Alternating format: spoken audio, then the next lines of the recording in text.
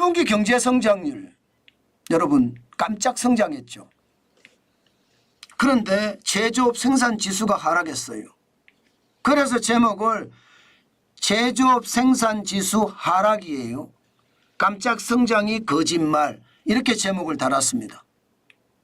여러분 이거 검증해 볼 필요가 있는 것 같아요. 아무리 생각을 해도요. 일단 한번 보시자고요.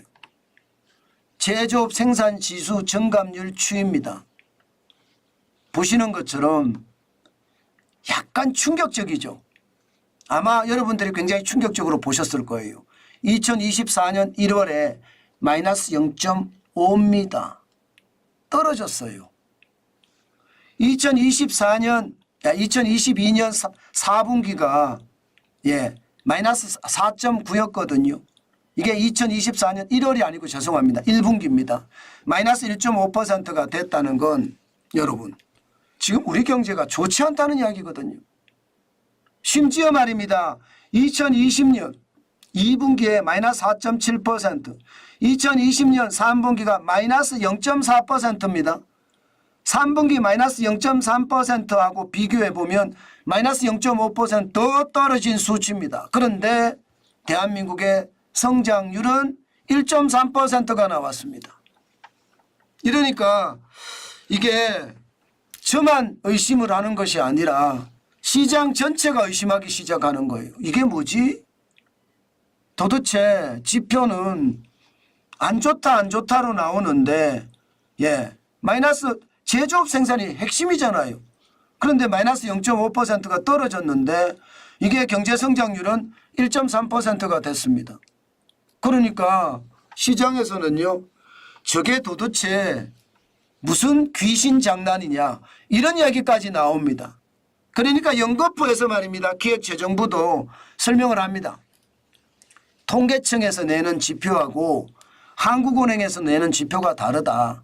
통계 기준이 다르기 때문에 한국은행에서 내는 지표 경제 성장률은 1.3%고 통계청에서 내는 지표 제조업 생산 지수는 마이너스 0.5%다. 이렇게 나왔다는 겁니다.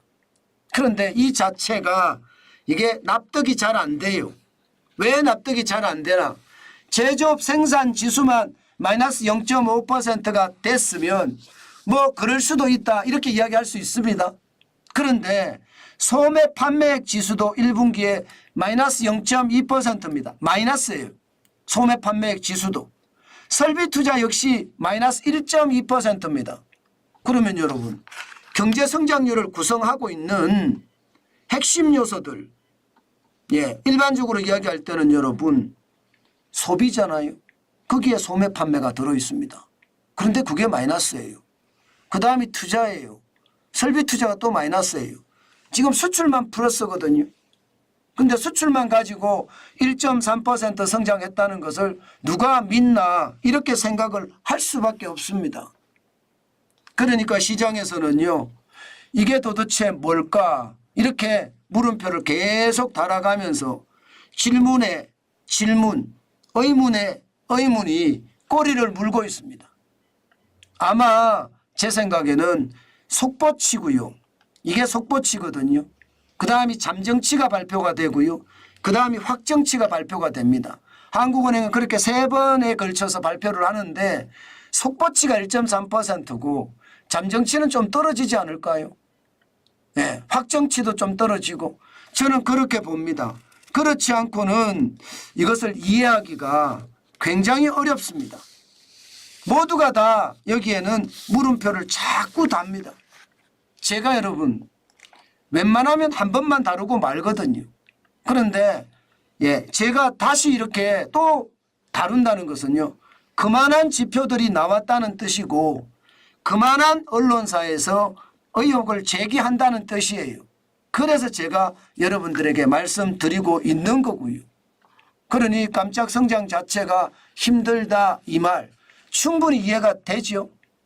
그런데 우리가 지표를 보면 확실히 좀 느낄 수는 있습니다. 왜냐하면 우리가 느끼는 것은 바닥경제를 중심으로 느끼고요. 한국은행이 조사하는 것은 거시경제와 미시경제, 수출까지도 다 포함해서 보기 때문에 아무래도 괴리가 있을 수 있겠다. 그 이야기는 저는 말이 될 것 같습니다. 실제로 대기업 중소기업 제조업 증감률 제조업 생산입니다. 지표가 잘못됐네요. 제조업 생산 증감률 지표를 보면 중소기업은 여전히 나쁩니다. 2024년 1분기 마이너스 2.0%예요. 그죠? 중소기업은 2022년 4분기 마이너스 3.5%고요. 차이가 없습니다. 중소기업은 어렵다. 이러면 자영업자도 어렵다. 이러면 소상공인도 어렵다. 이렇게 바닥 경제에 종사하는 사람들은 어렵다. 이렇게 충분히 느낄 수 있습니다. 그런데 대기업을 보세요. 대기업을 보면 2024년 4분기가 마이너스 7.8%였거든요. 2023년 1분기는 마이너스 9.3%였습니다. 이게 쭉쭉쭉쭉쭉쭉 올라가더니 2023년 4분기에 7.3%까지 올라갔고요. 2024년 1분기에 7.9%까지 올라갔습니다. 결국 말입니다. 결국 제가 여러분들에게 말씀드렸던 대로 현장 경기는 어렵다. 그러나 수출 중심으로 한 대기업의 상황은 낫다. 이 말은 유효한 것 같고요. 그런데 수출이 잘 되면 낙수 효과가 있어야 되잖아. 낙수 효과가. 대기업들이 수출이 잘 되면 기본적으로는 보너스를 많이 주고 인센티브를 많이 주면 소득이 늘잖아요. 그러면 소비를 하고 소비를 하면 기업은 다시 더 성장을 하고 이런 선순환 구조 이렇게 돼야 되는데 이게 안 된다는 뜻이에요. 대기업 입장에서는요. 들어가는 비용이 너무 많아서 직원들에게 인센티브를 주고 보너스를 줄 수 있는 여력이 부족하다는 뜻입니다. 그래서 지금 우리가 느끼지 못하는 거다. 저는 그렇게 해석하고 있습니다. 그만큼 말입니다. 저는 경제가 좋아지려고 하면요. 대기업들이 왜 비용이 많이 들어가는지 저는 분석해 봐야 된다고 생각합니다. 뭐 최저임금이라든가 주 52시간제라든가 중대재해기업처벌법이라든가 아니면 킬러 규제법이라든가 이런 거 살펴보면서 말입니다. 이거 개선해 주면 대기업들도 그 이익을 직원들에게 나눠주거든요. 직원들에게 나눠주면 소득이 늘어나고 소득이 늘어나면요. 소비가 늘 수밖에 없습니다. 저는 결국 말입니다.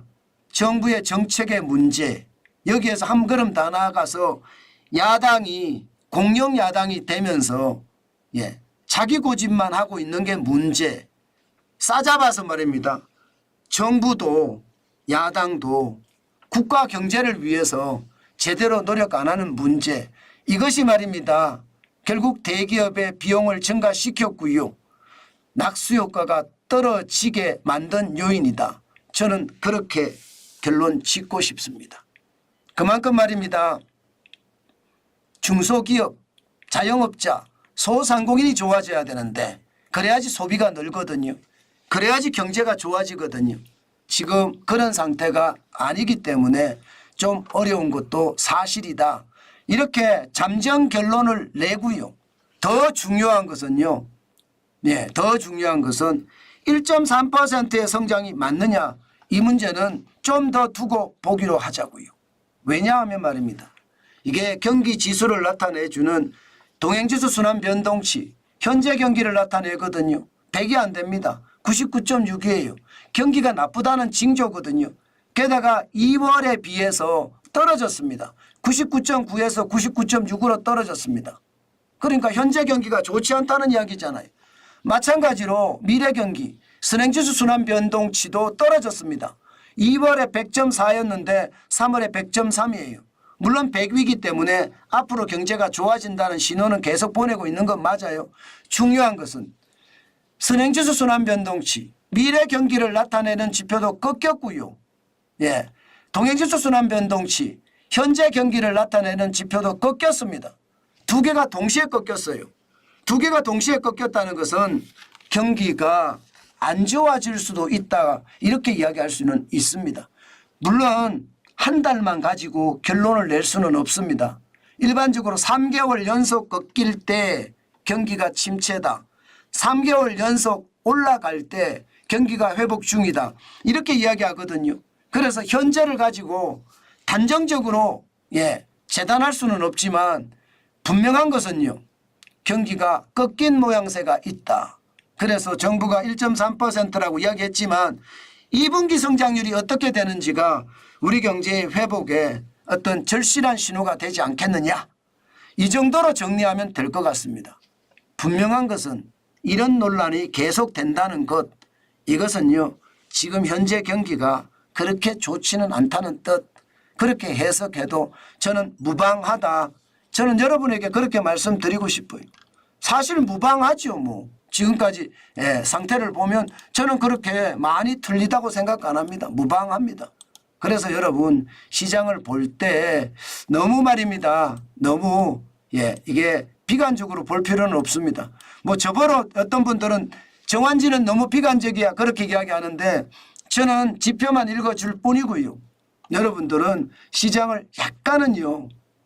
저는 긍정적인 시선에서 바라봐도 나쁘지 않겠다. 그런 말씀 꼭 드리고 싶네요. 전반적으로는 그런 것 같아요. 바닥 경기는 안 좋습니다. 그러니까 경기가 안 좋다가 핵심이 그게 언론사들이 기사를 계속 쓰는 이유이기도 하고요. 그만큼 말입니다. 2분기를 지켜보면서 우리는 한 번 더 생각해 볼 수 있는 그런 기회를 가지자고요. 그러면 아마 우리가 경제를 어떻게 보느냐를 확실히 진단할 수 있을 것 같습니다. 2분기가 좋아지면 우리 경제가 회복한다. 이렇게 해석할 수 있다는 뜻입니다.